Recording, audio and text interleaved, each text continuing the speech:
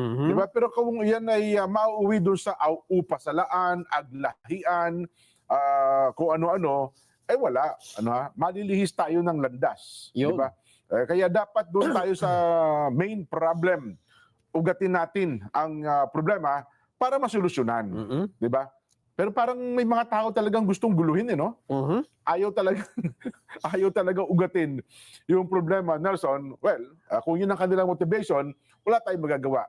Sabi nga kahapon, narinig ko ang taong bayan naman nagpapasa sa bandang huli. Ayun. Tayo naman ay tagapaglatag lang ng anong sitwasyon at nanonood lang tayo.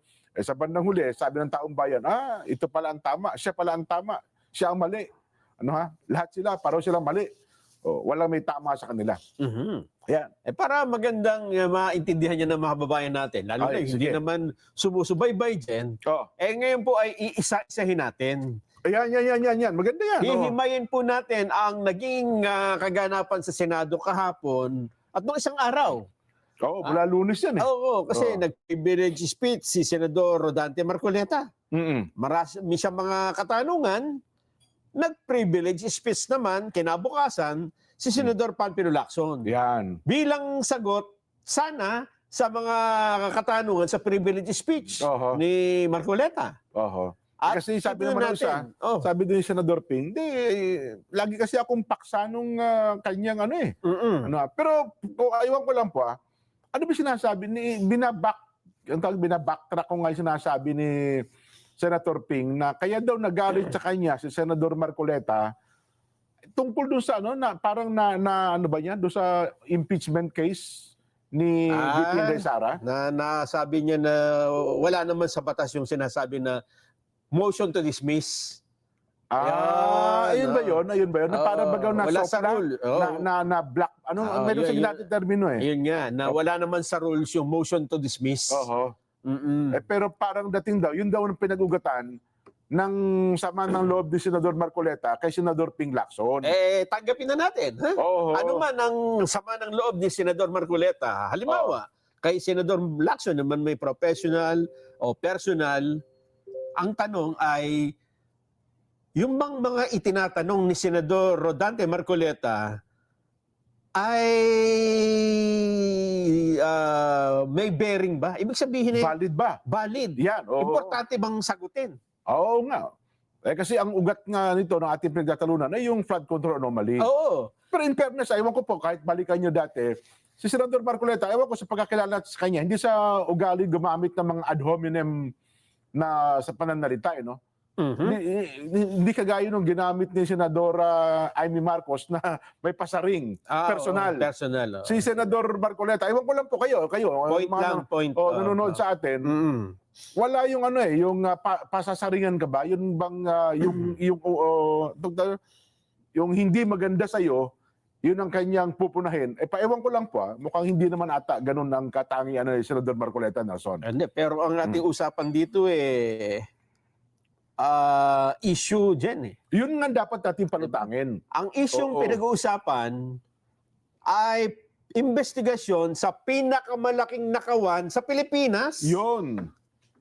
Yun po ang issue Kasi sabi nga nila, 8 buwan na nakalipas Mula nung magsona ang Pangulo, nagugat siya, sabi ng Pangulo, mahiya naman kayo. Yun nga. Diba? Sapagkat nilustay ninyo ang pera ng taong bayan. Kaya yun din yung laman ng privilege speech ni Senador Marcoleta noong Lunes. Doon siya nagsimula, pero teka lang, Nelson, ano nga petsa ngayon? March, April, May, June. 4 na buwan na lang pala. Hindi, 3 buwan pala, magsusona na naman ng Pangulo. Oo nga.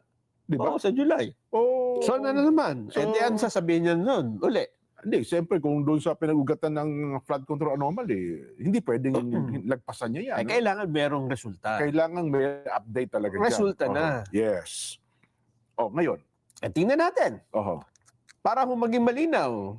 Kasi marami lumabas na kung ano-ano mga balita, interpretasyon dyan sa nangyaring konfrontasyon. Maging sa social media.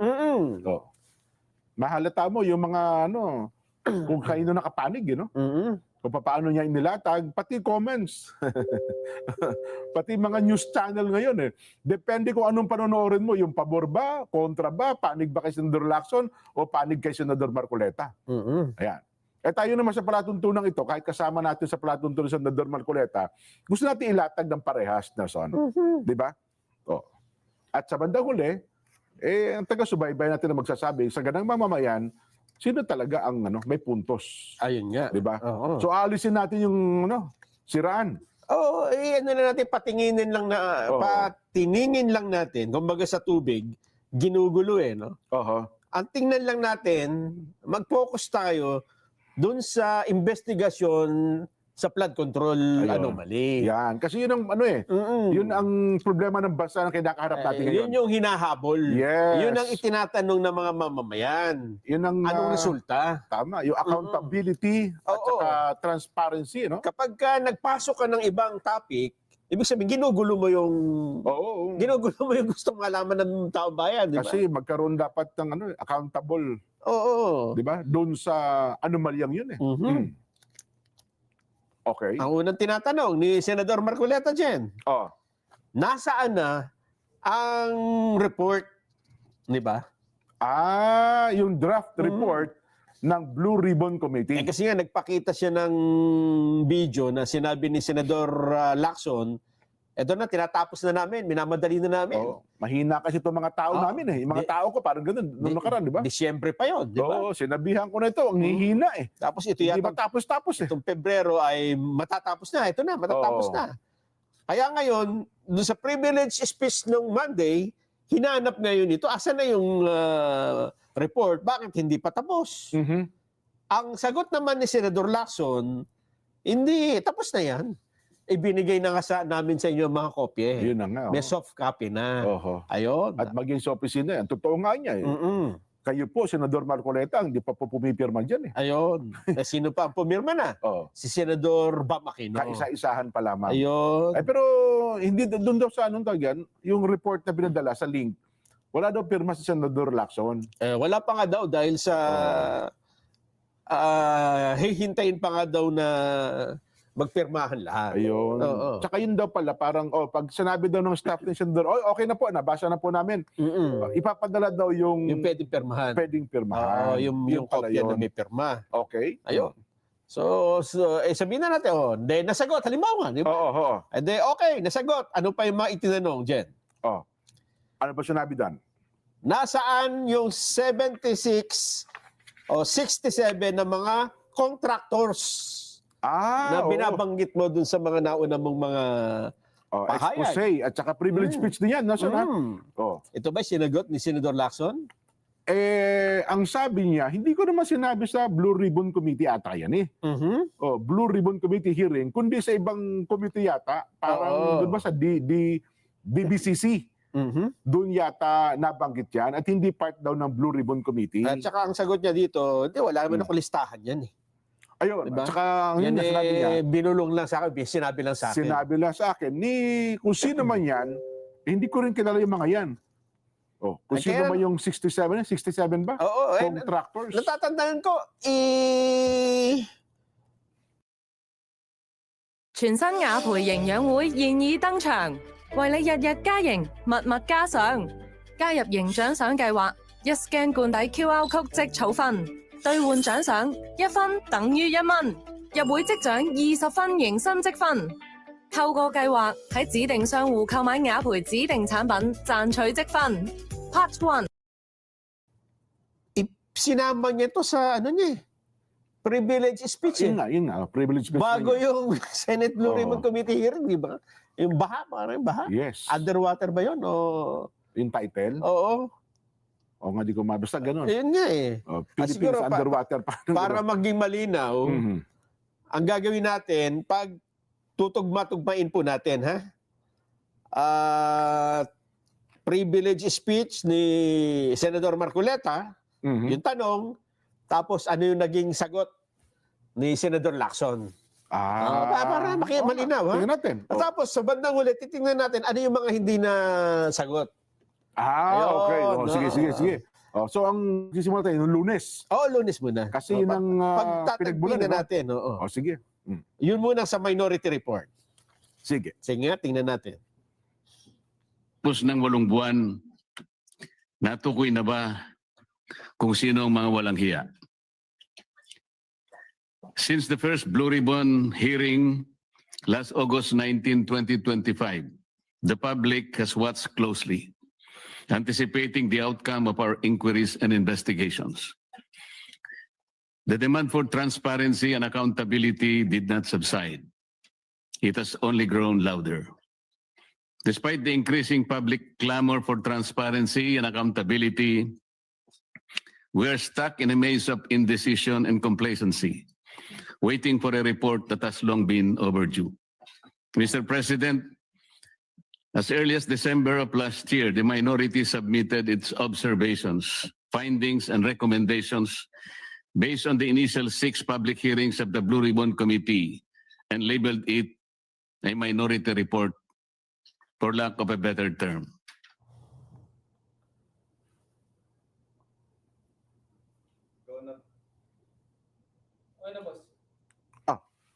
Ayun, yun daw, Nelson, ang unang bahagi. Yun na yun? Na nabitin akong konti. Ano? Doon mo simulan sa unang tanong, ano, mga ilang minutes ba yon?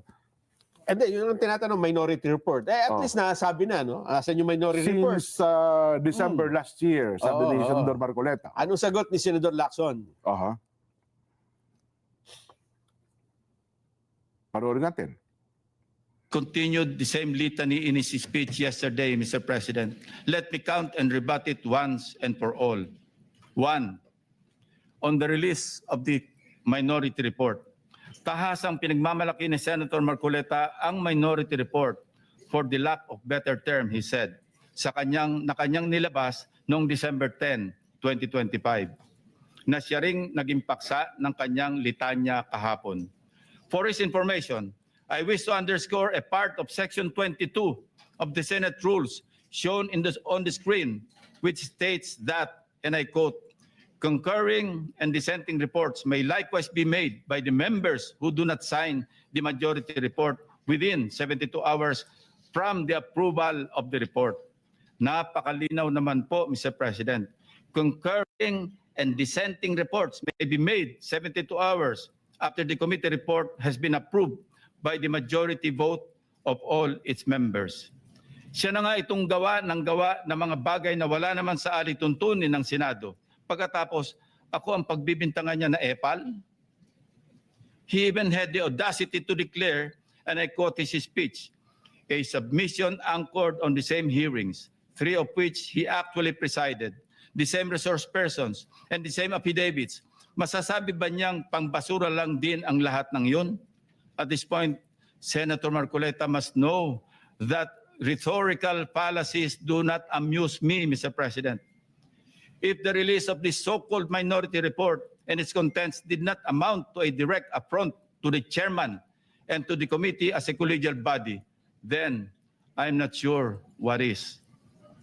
May I also emphasize, Mr. President, that this same report brazenly stated that, and I quote, the BRC, Blue Ribbon Committee, cannot and should no longer compete with the National Prosecution Services and eventually the judiciary in finally disposing of these cases, unquote. Clearly implying that the committee must conclude its proceedings. Mr. President, sino ba siya para pangunahan ang chairman at ang mayorya na miyembro ng committee? Wala sa lugar. Wala sa hulog. Saganang akin lang din naman, kagulat-gulat po ba ang naging reaksyon ng representasyon na ito na walang lugar ang ulat na yan kundi sa basurahan? Kayo na ang humusga, Mr. President. When was the last time you stopped to look at your life? Life. Number 2. Ayun, Nelson. Yun naman ang sagot niya ukol dun sa minority report ni Senator Ping. Ayun nga. Pero ang gusto kasi malaman sana ni Senador Marcoleta, 8 buwan na nakalipas. Ano nangyari? Bakit hanggang ngayon ay wala pa? Di ba, sabi nga niya, meron naman Di ba, nasa inyo na nga yung soft copy. Hindi nyo na siguro binabasa. Di ba yun ang sabi niya? Sabi nga niya, nabasa mo na ba yung pinadala namin? 400 pages yun . Paano namin ipiprint yun? kailangan basahin nyo na muna, tapos ipapadala namin sa inyo. 400 Yung- pesos, tapos 20 tayo. Oo, di Diba? pwedeng i-print natin yan, tapos isa-isa ipapadala. Dahil tatagal. Oho. Di ba? Baka hanggang May ngayon yan, punto di pa naman tayo- si Senator Lacson dun eh. Ha? Oo nga. Ako. Okay yung Oh. sagot na yun. Mhm. Oo, para sa akin. Kasi Okay. ginawa niya ng paraan. Ang kulang lang siguro, pagpapaliwanag dun sa mga pinagbigyan nila. Parang binigay sa iyo. O, Jen, Oh. ayan ang mga listahan. Bahala ka na dyan. di ba? Hindi mo naman pwede liwanag kung paano. Niwala nga raw tagdan covering letter. Oo, Ano ba yan? Yun ang problema. Ano ba yung nakalagay dyan? Oo. Ano Bakit to- wala, di ba? Dapat Oo. may paliwanag doon na dapat this is a soft copy of the Oh. Draft minority report. Majority. Majority Oo. nga tama. Oo. Draft majority report. Please read in Ribbon Committee. and Oh. then mention any comment, whatever. Oho. And if you're decided to sign, let us know. So we will give you the page for your signature. Mhm. Walang ganun eh, no? Mahirap nga naman yung walang paliwanag. Yun naman ang punto ni Senador Marcoleta. Oo, Paano oo, niya namin oo. titignan ito? Ano ba ito? Oo. O, At ganito hindi- ba ang trato ninyo sa Ayun nga. mga miyembro ng komite? May punto naman siya doon. So, Yun naman. so parang may punto. Oho. Ay, ibig sabihin, hindi ho nagkakaintindihan. Wala communication Mhm. ng maayos. Kasi importante po, ibinigay mo yung draft, soft copy, Oho. dapat may kasamang paliwanag kung paano dapat tingnan yun. Di ba? Okay. Oh. Para malinaw na malinaw.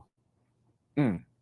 Next. Ayun namang sa 67 na contractors na hinahanap sa kanya. Bakit binanggit mo yung 67 na congressman contractors, pero pagdating sa Blue Ribbon Committee hearing, Wala kang pinatawag kahit isa. At kung sino man yung mga 67 contractors na yan. ni isang pangalan, wala lumutang. Eh. Oho. Sige nga, anong sagot ni Senador Lacson doon?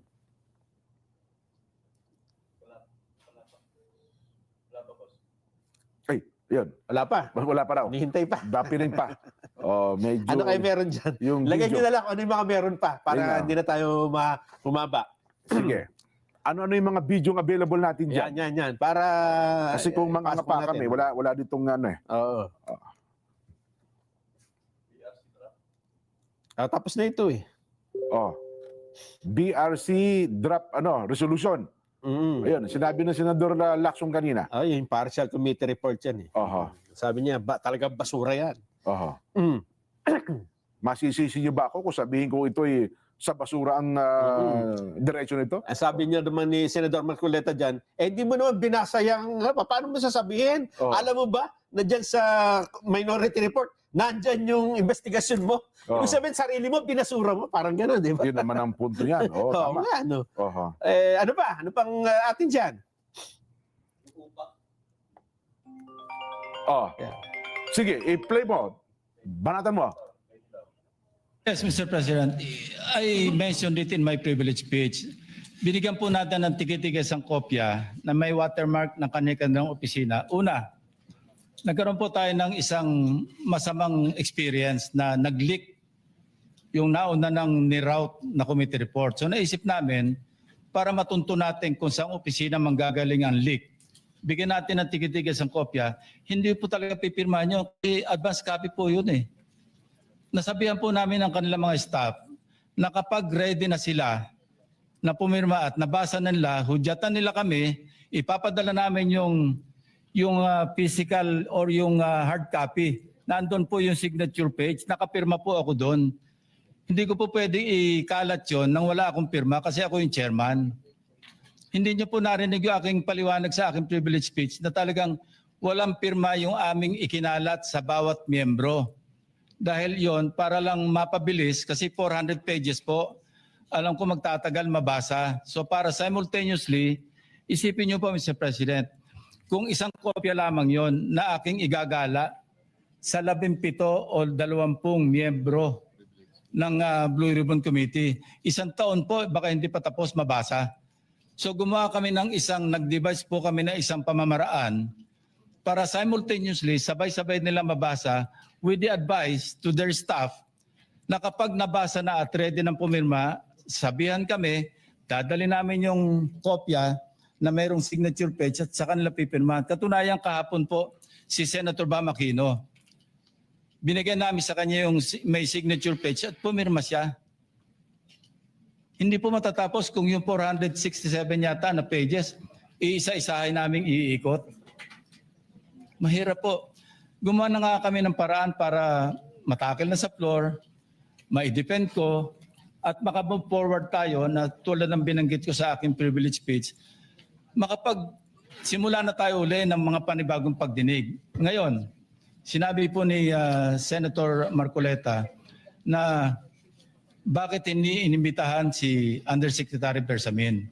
Kaya ko po tinanong, kung nabasa niya na yung report, kung meron po siya maipakita sa akin doon sa committee report o doon sa TSN, doon sa minutes ng pagdinig na nabanggit ang pangalan ni Undersecretary Bersamin. Bukas na bukas din po o bigyan natin 3-day notice rule. Tatawag po ako ng pagdinig, ipapatawag natin si Undersecretary Bersamin. Ang binabanggit niya po yung aking interpellation sa DBCC na kung saan si Undersecretary Bernardo gumawa ng personal na sulat kay Pangulong Bongbong Marcos. At sinasabi niya doon na ito yung mga personalidad na alam niya, na naalala niya na mayroong allocable at kung ano-ano pa. Wala po sa Blue Ribbon Committee minutes yun. Sa labas po yan sa plenaryo, sa DBCC, sa National Budget Deliberation. So kung may papakita po sa akin ng ating kasamahan, Senator Marcoleta, na mayroong isang mention sa affidavit o sa salaysay ni Undersecretary Bernardo na binanggit si Undersecretary Bersamin, di tumawag po tayo ng pagdinig at mag-motion siya na ipatawag kung sino man ang gusto niya ipatawag. Ngayon, si Governor Chavit Singson, wala naman pong paliwanag. Ano po yung ite-testify? Konektado po ba sa issue at hand, which is the flood control projects? Kung konektado po, sana sumulat po siya sa chairman at sinabi niya, ito yung lalamanin ng ite-testify o ito yung naka-attach yung draft affidavit ni Governor Chavit Singson. Sino naman ako para tumanggi na ipatawag kung sino man yung resource person? Nagpadala nga siya ng surprise witness, siya lang nakakaalam eh. Hindi ko po inawat eh. Mr. President. No, sandali po, hindi pa ako tapos. At nung hinanap kong pilit, pinagtanong ko yung mga addresses, lahat ng mga kakilala ni Gutesa. At inalam po namin sa pamamagitan ng CCTV footage. Baka naman merong sumalubong o merong kasama na pwede natin matunton kung nasan si Gutesa. Ganun po kasi ang aking pagnanais na talagang get to the bottom of this issue. Pero bigla po nawala eh. Ano po magagawa ko? Mr. President, wala nga pong nakasulat doon sa transcript tungkol nga po doon sa binanggit niya sa plenary na pangalang Adrian Bersamin. Paano nga pong mababanggit doon, Mr. President? Hindi nga niya pinatawag eh. Samantalang dapat niyang ipatawag, siya mismo ang nag-highlight.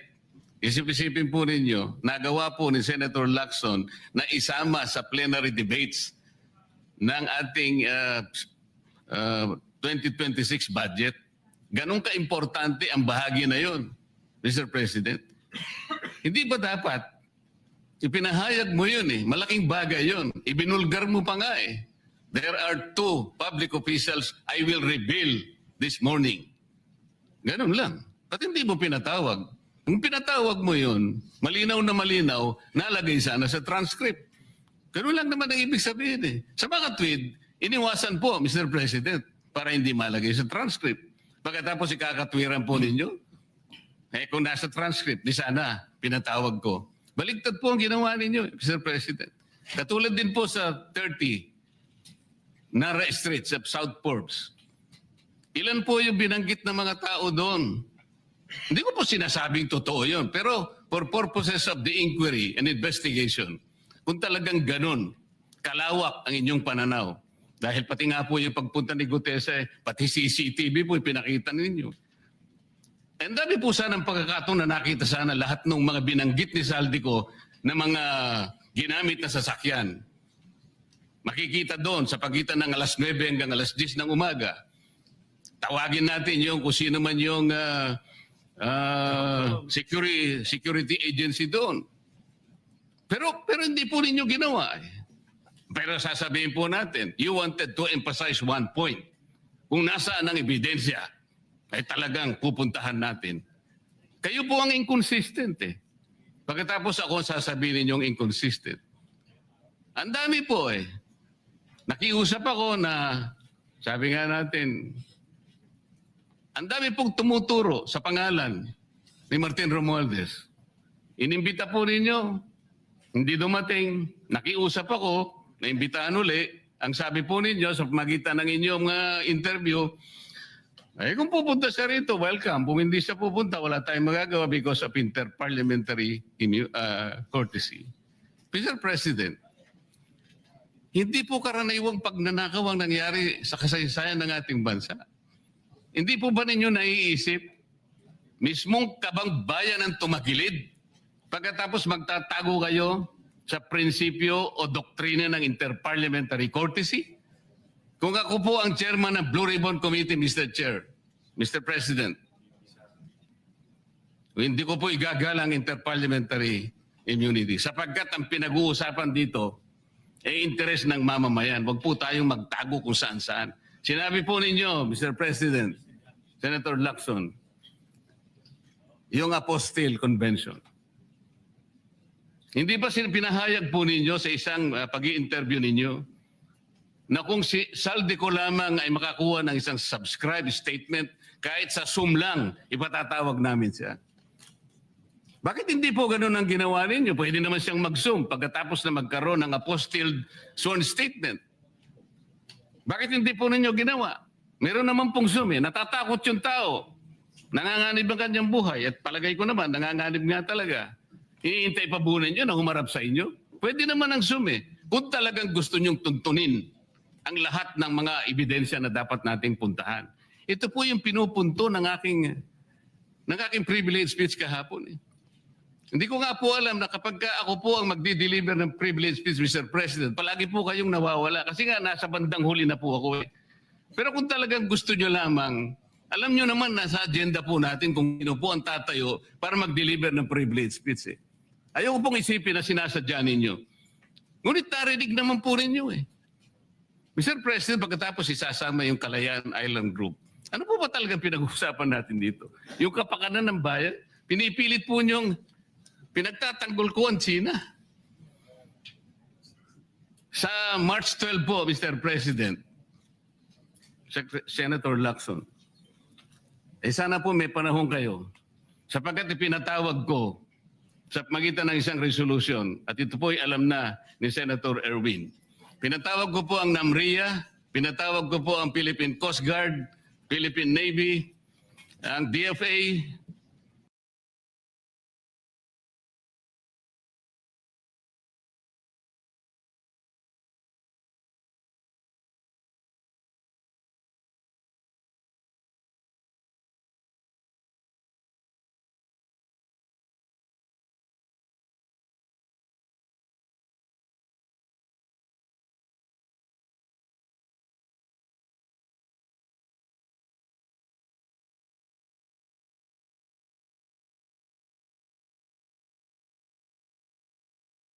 Labindalawang dating sundalo. Ano nangyari? Yes, ipatatawag. Pero kung kailan, hindi alam kung kailan. Ayan ang akala mo, Jen. Ba't may petsa na ba? Kung kailan ipatatawag? Ito.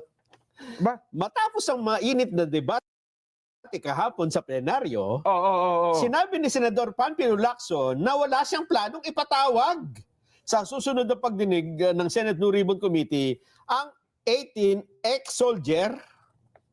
Patay ka. Ang kahapon, hindi siya nagsalita, pero ang nagsalita yung majority floor leader na kino-quote ang sinabi doon ng Senador Lacson na sabi, yes. Naku po. Nag-yes daw eh. Yan ang akala ninyo.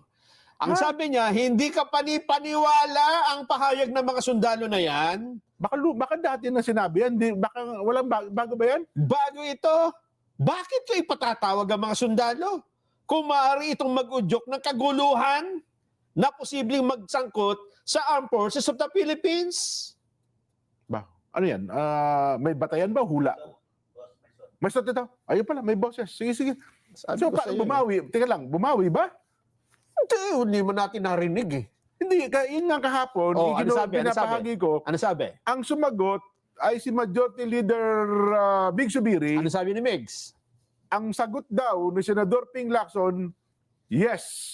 Ipapatawag. Tinatanong siya, ano, ayaw mo na ba? Sabi niya, yes. Hindi sila nagkaintindihan. Ayaw na sinabi niya, yung yes, ayaw na niyang magsalita. Ikaw na magsalita. Yes, ikaw na magsalita. Ay, hindi yang sinasagot yung Hindi. papatawag o hindi. Ito, pakinggan mo yung sabi. Sige nga.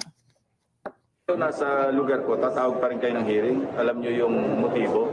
Gusto nyo ba magkagulo yung bansa? I'm not for BBM, but I'm for a peaceful country na dapat in-enjoy natin, hindi yung destabilize, magulo, at maaaring pati yung armed forces makihalo. Gusto nyo ba maulit yung ganong situation? Of course not. Naghahanap siya na masisisi eh. Ako yung paborito niyang sinisisi eh. For all his miseries. Sasabihin mong i-give up yung KIG, tapos sabihin mo, in-splice ko. Hindi kailangan ba i-splice doon? Bakit kayo ang favorite niyang sisihin, sir? Ba't kaya kayo ang favorite niyang sisihin? Eh, siguro mas pogi ako sa kanya. Yun. Mas pogi. Pero alam mo, Jen, ito makikita mo, ang sagot niya laging ito ang pinag-uusapan na investigasyon sa 18 sundalo, di ba? Kay IG pa rin ang kay IG. Parang lagi lumiligo di ba? Kasi ang feeling niya, parang may malaking pagkakamali si Senador Marcoleta sa KIG. Naku po. Feeling nila, lalo yung mga kababayan natin na may ayaw o gusto si Senador Marcoleta, akala nila ay isang napakalaking pagkakamali ni Senador Marcoleta yung statement na yun eh. Yung i-give up na lang daw ang KIG. Alam mo, Kaya doon sila lagi pumupunta. sabihin Saan eh? Sabihin natin O sige. ayun na. Tapos na. Iimbestigahan mo ba yung sundalo? Ganun pa rin, balik pa rin sa tanong eh. Oo. Kasi kapag inililipat mo sa KIG, hindi nasasagot. Bakit ayaw mong ipatawag yung mga dating sundalo? Ang niya, ayaw kong magkagulo dahil ma-involve ang mga sundalo.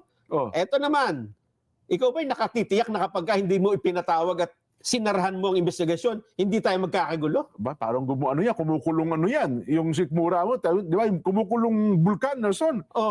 Yung kumukulong bulkan, pagka hindi mo na, may effuse eruption, may ano class, baka sumabog yan. Yung bang mga kababayan natin na naghahanap ng katarungan sa mga ninakaw na mga buwis na kanilang ibinayad, pawis, dugo nila. Pero tumagilid na, sabi nga, tumagilid ng kabangyaman. nawala eh. Ikaw ba hindi nag-iisip na hindi tayo magkakagulo kapag hindi mo tinapos yung investigasyon? Pinutol mo yung kwento eh. At saka kahapon na pagkasunduan na kung halimbawa man, na nagsisinungaling isa man sa 18 at para bagang nag-aano na ng kaguluhan, pwede ipakontem. Pwede nilang, huwag mo ituloy yan. Ikaw ay nag-audio ka ng kaguluhan sa bansa. Bilang mga senador at bilang mga honorableng tao, Nelson, nasa kapangyarihan nila yun. Bakit ko ipatatawag, sabi niya, ang mga sundalo kung maaari itong mag-udyok ng kaguluhan? Hindi, huwag tayong pumayag dyan. Sinisisi mo ako kasi mas pogi ako eh. Hindi, ikaw talagang sinisisi. Ikaw ang napagbubuntungan. Kasi ikaw ang chairman ng Blue Ribbon Committee. Pwede ba balikan natin yung kahapon? Direct yung last part na lang. Iparinig ko kasi ang linaw ng tanong. Meron ba makukuha ba natin yon? Yung ipatatawag, tinatanong talaga, yung ipatatawag ba talaga? Hindi. May para bagang may pagtutol pa nga si Senate President Soto doon eh. May patatawag, di ba? Dahil sa may mga kaso May mga kaso daw na isinampa. Ay, paririnig ba natin yun? Pero ito, Jen, ito ay mismo si Lacson na may sabi, ha? So, hindi pala? Hindi. Kasi yun nga kahapon eh. At Kung saka, babalikan natin. maring kahapon, pwede. Baka pag uwi niya, may kumausap, di ba? Hindi, parang kanina umaga. Kasi parang kailan lang ba yun? Hindi, kahapon ata yun. Ambush interview pagkatapos ng hearing. Kailan ba ito? Parang kahapon pa Kasi yung... nakalagay dito, matapos sa mainit na debate kahapon, sinabi ni, mukhang kahapon ito. Kahapon lang yan. Kahapon Parang din ba ambush ito? interview pagkatapos ng ano yan eh. Naglalakad sila sa plenaryo eh. Ibig sabihin, mas malinaw na talagang hindi sa papayag. Kasi kahapon pa ito.